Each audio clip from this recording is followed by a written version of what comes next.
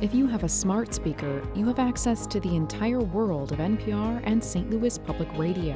All the latest news and all the captivating stories. Activate our voices with yours by telling your smart speaker to play St. Louis Public Radio. From St. Louis Public Radio, this is Politically Speaking. Of the 17 state Senate races in Missouri happening this election year, 5 of them are already decided due to a lack of opponent, and more still are considered not competitive.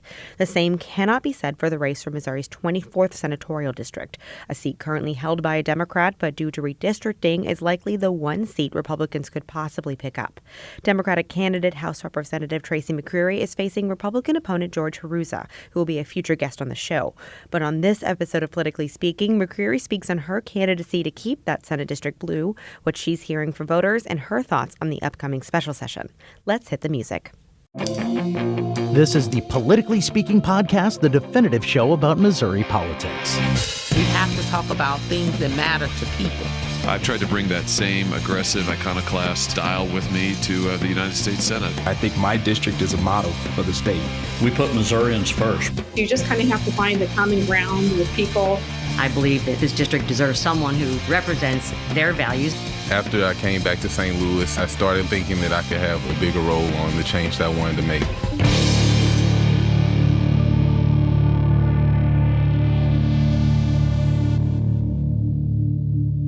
Welcome to Politically Speaking. I'm your host, State House and Politics reporter Sarah Kellogg. Joining me via Zoom in St. Louis is my co-host, St. Louis Public Radio's political correspondent, Jason Rosenbaum. And our guest today in the room with Jason in St. Louis, she represents the 88th District in the Missouri House, which includes a part of St. Louis County, and is running to become the next senator from Missouri's 24th District. Tracy McCreery.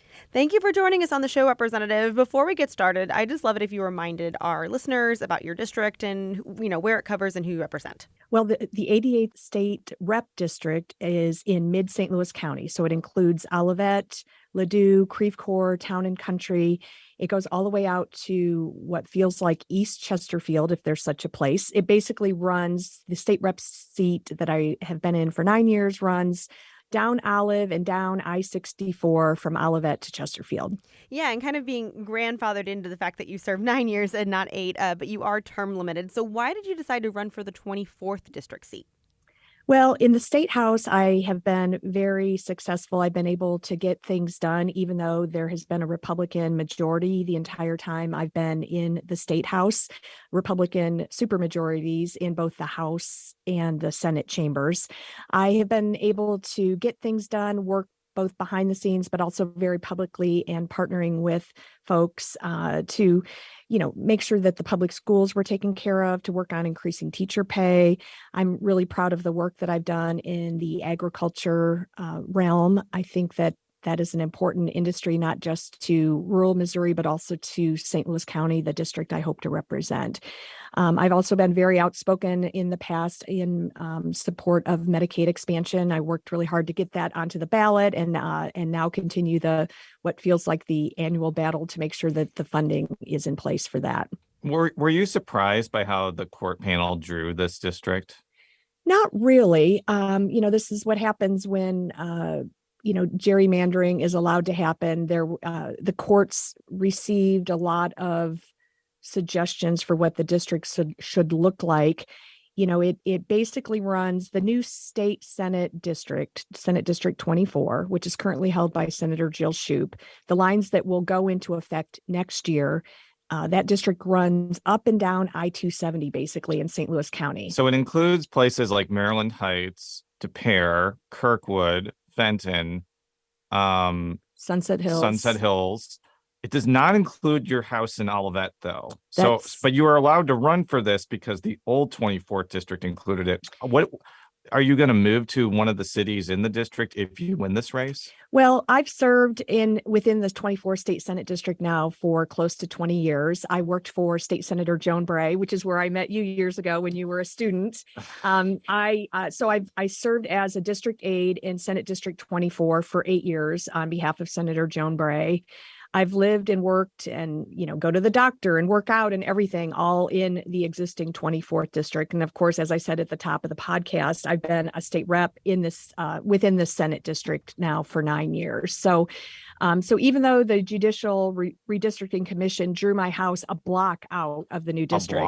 So get this, at the end of my street, at the end of my subdivision is a footpath that connects to the new state Senate district. Well, I know how that feels because I'm sure if you've listened to this show, there used to be a House district that was divided by my street, Bellevue, when I would look across the street, I would be gazing into Ian Mackey's district. But if I'm standing on my lawn, I was in Joe Dahl's district. That is no longer the case. I am now firmly in Sarah Unsicker's district. Wow, yeah. You're having quite the potpourri of state reps. Yeah, very much so. But I mean, don't you have to move eventually if you want to run for re-election, or do you have to move within 2 or 3 years or something like that? Well, the Constitution clearly allows me several years to find a new house within the state Senate lines, but we've already started to look. We've looked at several houses in Kirkwood.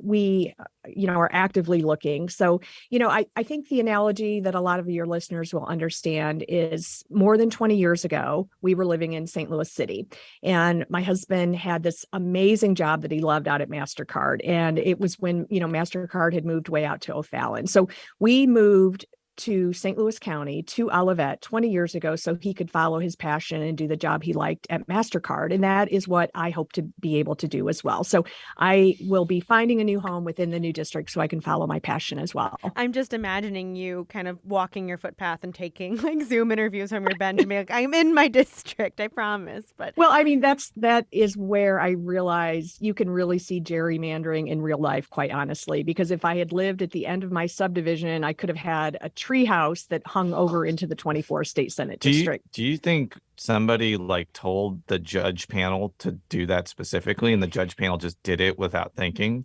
I don't think that it's that open. I think what happens is the judges get a lot of input from the partisan folks that are putting suggested maps together. So I think that some of the jumping off points included those interesting lines. So I will say, though, if my opponent wants to make a big deal, and make it a platform of his that I don't live in the state Senate district, I think a really good question would be if he thinks having 2 multi-million-dollar homes within the footprint of the 24th state Senate district make him twice as, qualified to be a state senator. Yeah, and I want to be clear here.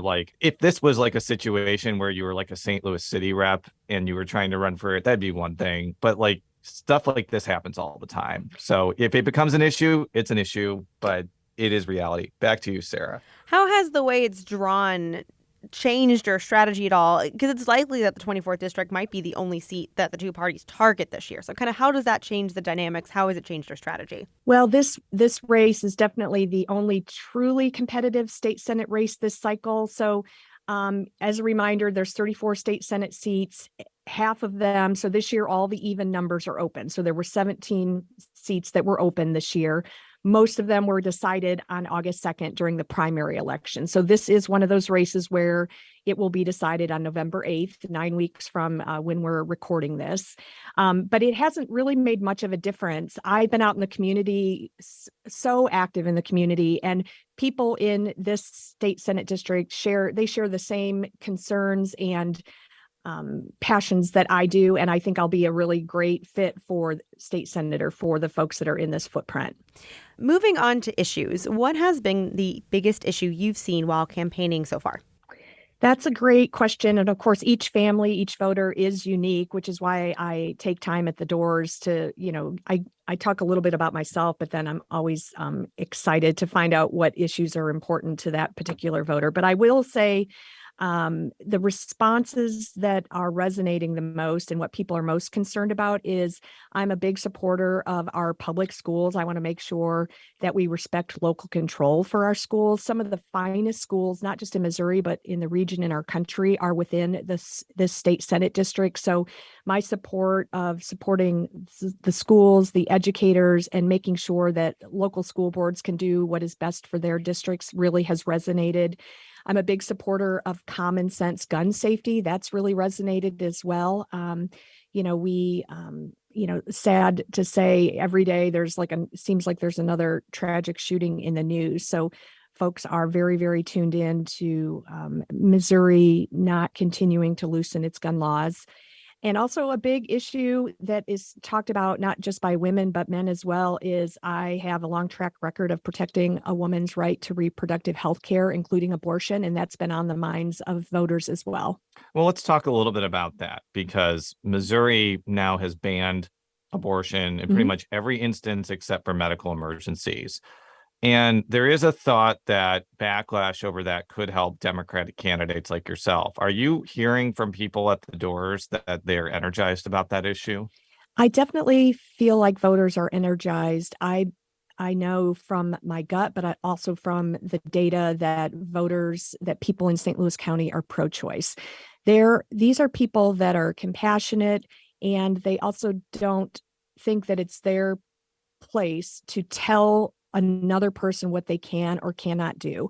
And, every day I meet people for the first time at their doors, and I say to them, we just met 2 minutes ago.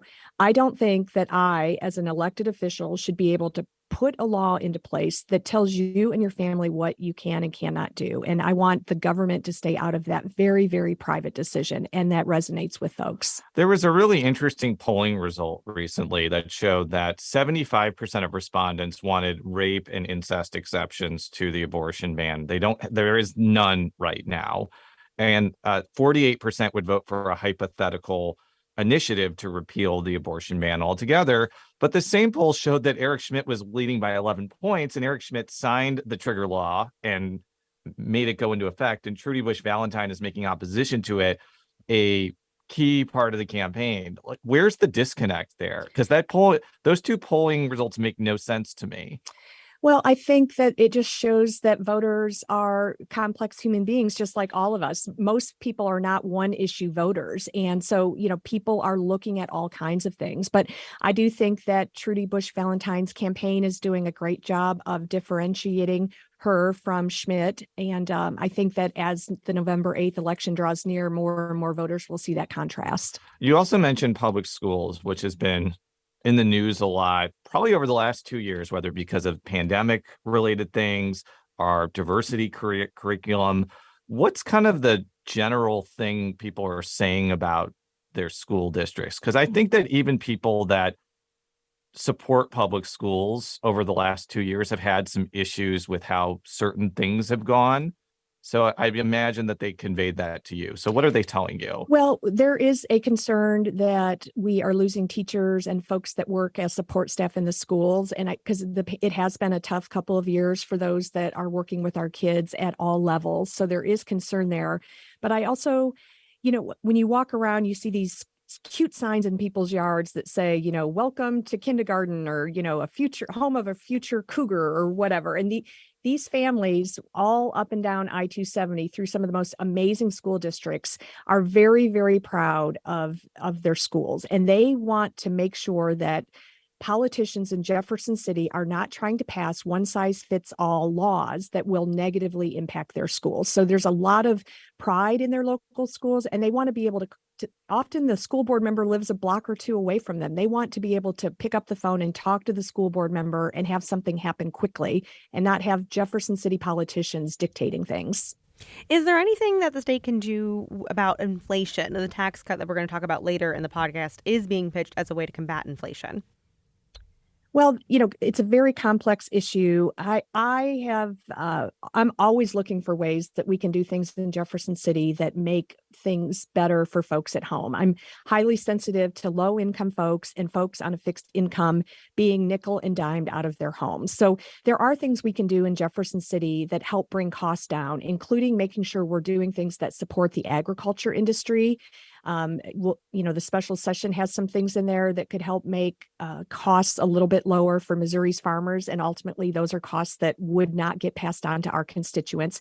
But also, I believe that we should be doing things so that the investor-owned utilities cannot continue to very easily raise rates on our constituents. One of the reasons when you talk about housing prices going up, it's not just the brick and mortar of the house. It's all of the housing costs, including the cost of your utility bills to keep that house healthy, which is fresh, clean running water, electricity, gas. Have you found this election has been nationalized? Are people at the doors either having strong opinions about Joe Biden, either for or against him? Kind of what have you been hearing, and do you think that'll affect your election? I really am not hearing much about things going on at the federal level. There seems to be frustration with folks in D.C. not being able to get along, not being able to get things done. I do think the voters appreciate term limits here in the state of Missouri, so there doesn't appear to be frustration there. I will say early on, that people were more concerned about fuel prices, but the gasoline prices have come down so much, and I haven't heard a peep about that in months. Now, before we go to the special session, you kind of alluded to your opponent, George Firuza, who's I think a dermatologist. Mm-hmm. Why would you be a better state senator than him? Well, I believe that my values and the issues that I have worked on through many, many decades here in the community, both, as a volunteer and professionally, I just believe that I am the best fit for the district. The support from voters and, everybody that is paying attention to this state Senate race has been so enthusiastic. My endorsements, I have some of the most amazing endorsements, and I think that reflects that the community is lifting me up and wanting me to represent them in the state Senate. I have support from teachers, firefighters, police, labor union members. I just really feel supported by the voters. We need to take a quick break, but we'll be right back.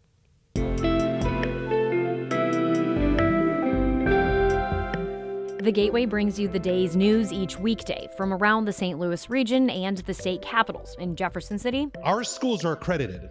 We don't need this bill. And Springfield. How many more years must pass before lawmakers see time is of the essence? I'm Abby Larico. Join me each weekday for The Gateway on the STLPR app or wherever you get podcasts. And we're back on Politically Speaking. I'm your host, St. Louis Public Radio's State House and Politics reporter, Sarah Kellogg. Joining me is my co-host, Jason Rosenbaum, political correspondent for St. Louis Public Radio. Our guest today is Democratic Representative Tracy McCreery, who represents the 88th District, which includes parts of St. Louis County. Let's get back into it. I know we teased it a little at the beginning. I want to talk about this special session. So my first question on that is, how do you see this upcoming special session on income taxes and agricultural tax credits going? Well, as you know, I have been a leader within the Agriculture Policy Committee and on the House floor in the Missouri House for 9 years. It's an industry and a calling, quite honestly. I was very disappointed that the governor vetoed a bill that we had worked on for several years in a bipartisan fashion. So, if I had a magic wand, I would prefer that we would address the agriculture issues separately from this permanent tax cut that the governor's calling for. I'd like to see us not get those two very different issues, in my opinion, tangled up. But, I am no historian, but I do think it's a little bit shocking and kind of a power move on the Republican leadership in the House and Senate to not actually even show up for the start of a veto session. It was supposed to start today, and it's just really highly unusual that there's just no things always get off to a slow start for special session, but at least people show up and then we get off to a slow start. This is people not even showing up. So, I'm also kind of sitting on the edge of my seat, wondering how things are going to go next week, because we've got, the Constitution calls us in for the veto session, which is going to be on Wednesday, September 14th.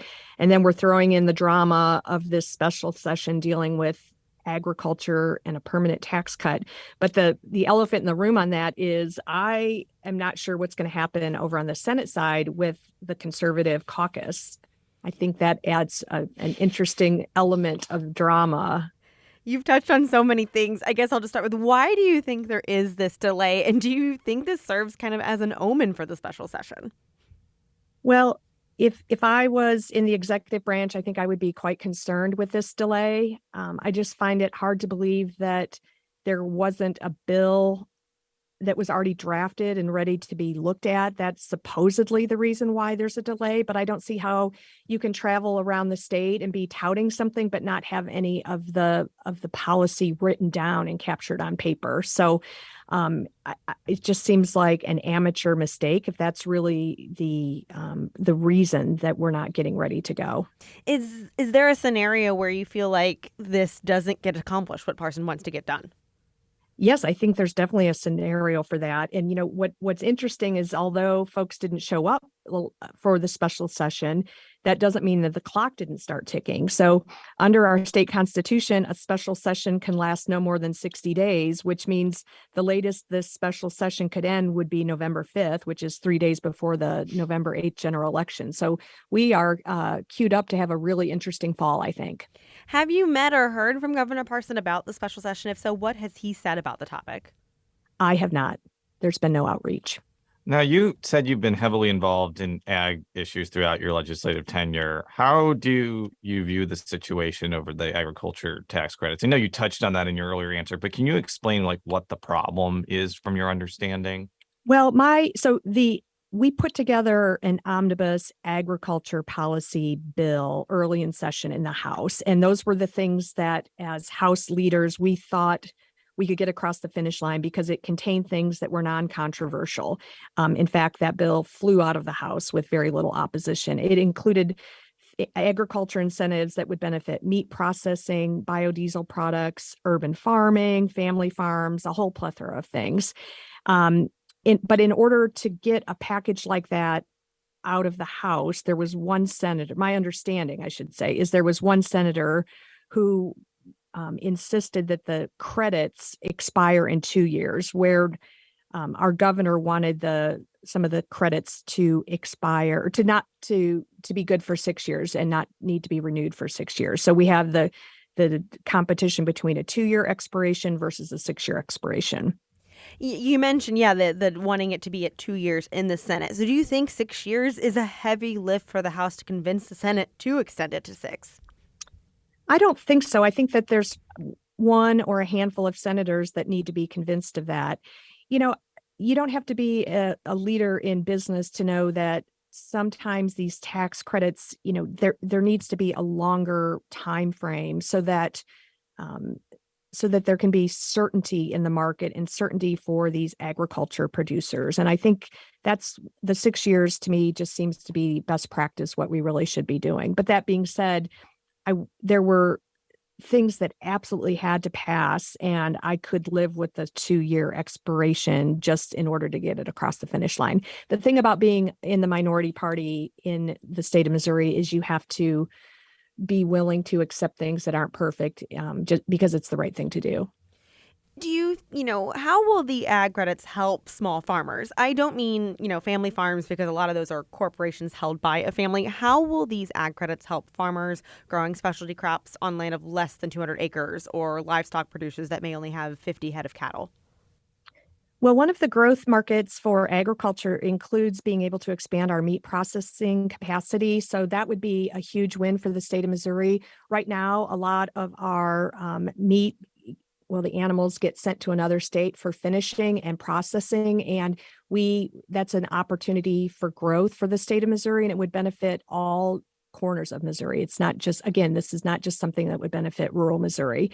We also have worked really hard on getting biodiesel expanded here in the state of Missouri. That is something that helps our farmers who are growing the raw materials that go into that fuel, but it's also the right thing to do environmentally. It helps us burn cleaner fuel in our vehicles. So I support it both from a, helping Missouri farmers perspective, but also I'd love to see us burning cleaner fuel because it helps with pollution and helps with air quality along our highways.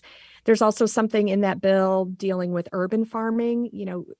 Right here around where the studio is in St. Louis City, there are plots of land that would benefit from these tax credits where people could actually grow fresh vegetables, fresh fruits, other specialty crops, and it would allow for St. Louisans to have access to things that were grown locally. On the matter of the tax cut, do you think this is a policy where collaboration with Democrats is needed in order to get something past the finish line, or do you think this is mainly going to be a Republican lift? Well, my understanding of what's happening in the Missouri Senate is that Republican senator leadership is working closely with the Democratic Senate leadership to craft something that everybody can live with. So I'm hoping the reason that we're not seeing a draft of legislation right now is because my Senate leader, Senator J.J. Rizzo, is working closely with the Republican leadership to put something together. So I'm really hopeful that we'll see some kind of compromise. I'm going to try to ask this question without seeming elitist or out of touch.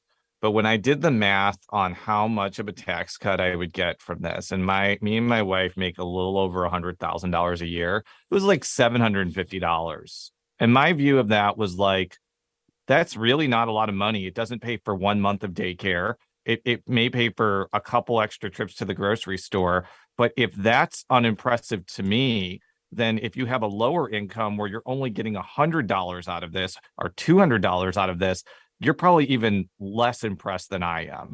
Am I totally wrong for thinking this?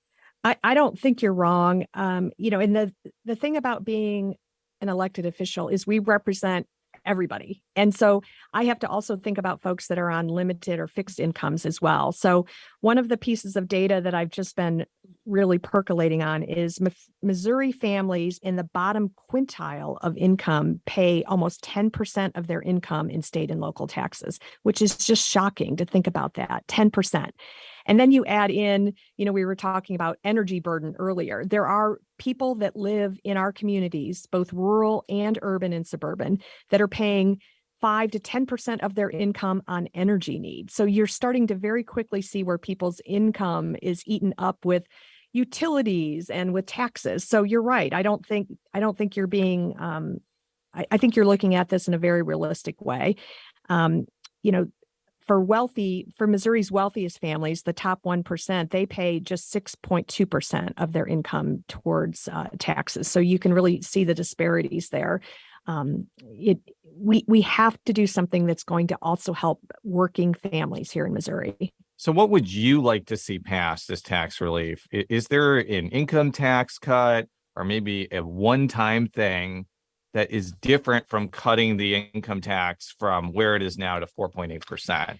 Well, until I see the bill, I really don't want to say what I would or would not do, but I do want to make sure that I feel like our budget surplus right now in the state of Missouri, it has been propped up because of some of the money that has come in from the federal government. So I want to make sure that whatever we vote on and whatever we put forward is fiscally responsible.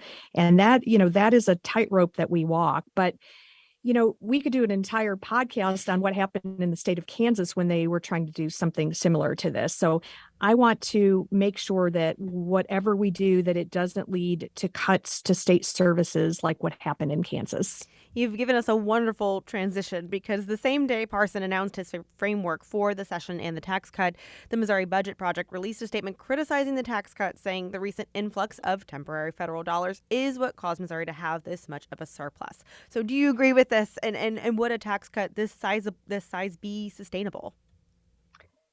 My concern is it would not. I also...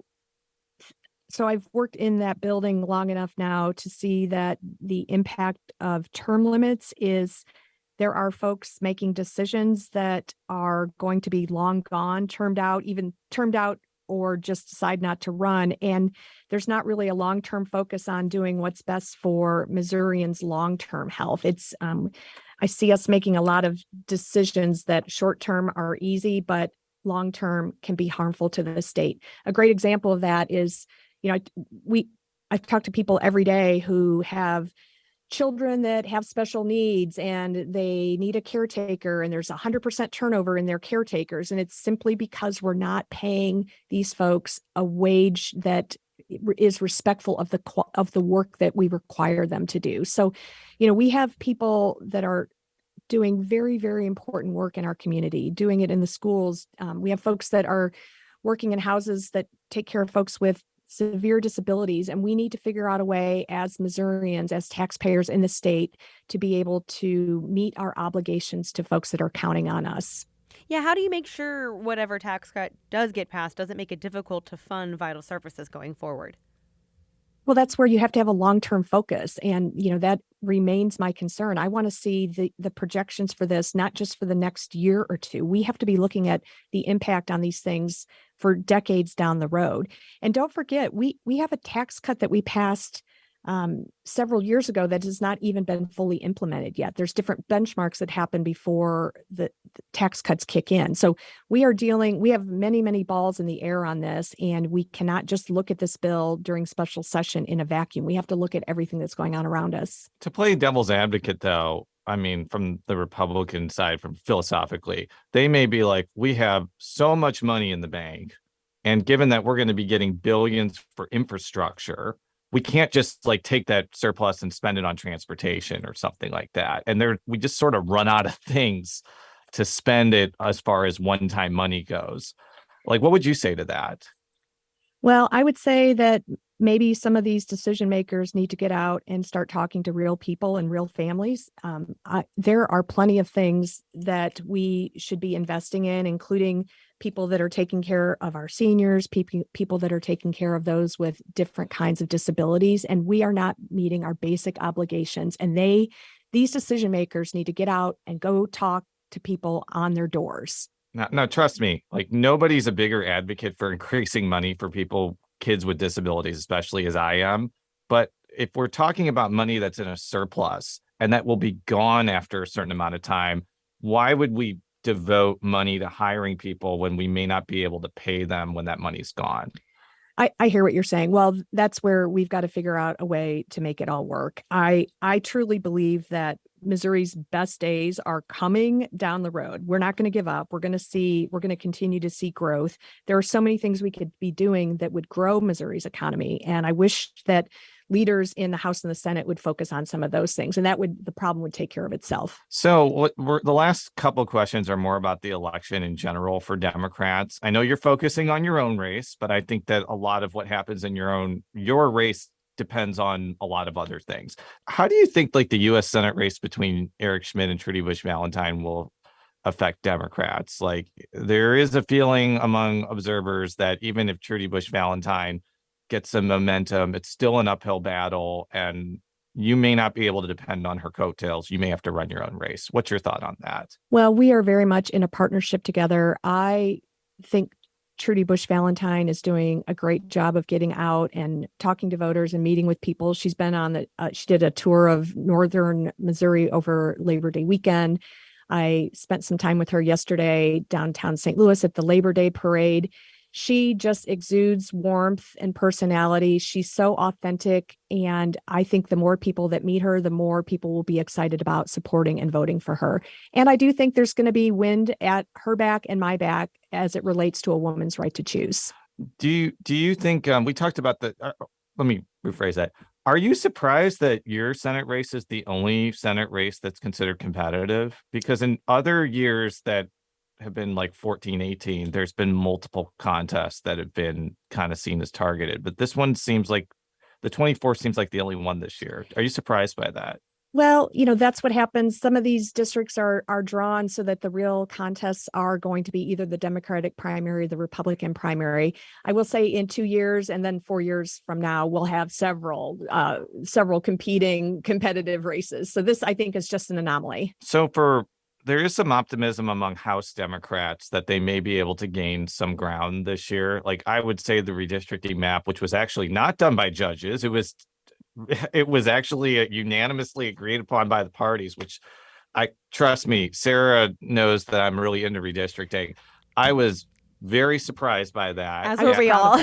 I think that was one thing I got wrong, as well as I did not think my house in Richmond Heights would be put in Mode 2. That one genuinely shocked me, but I guess if that gets competitive, I'm going to be getting a lot of mailers from now on. What do you think like the prospects are for House Democrats, and if they can gain some seats, like what will that actually mean for Democratic prospects to expand their ranks in the lower chamber? Well, the Missouri House Democrats, under the leadership of Representative Crystal Quaid out of Springfield, is doing amazing work this year. Representative Quaid has both short-term and long-term plans for how we can grow our numbers in the Missouri House. I think that it's in the best interest of Missourians for there to be a better balance of Republicans and Democrats in the House. What we'll see is things will be more moderated, and some of the things that make Missouri the laughingstock of the country on the late night comedy shows will decrease. So I do think that the Missouri House Democrats will gain a handful of seats this year, and we're on track to win more in another 2 years. That's all the time we have. Thank you so much, Representative McCreery, for joining us on the show. Politically Speaking is a product of St. Louis Public Radio, which is a part of the University of Missouri St. Louis. You can follow all of our coverage at stlpr.org. You can follow me on Twitter at Sarah K. Kellogg, 2 L's, 2 G's. Jason, where can people find you on Twitter? J. Rosenbaum. And Representative McCreery, this is kind of your time to plug your campaign. And where can people find you on the internet where you want to be found? Well, my website is tracymccreery.com. I'm also on Twitter and Facebook and LinkedIn and Instagram, all under Tracy McCreery. So please check me out. All right. Until next time, so long.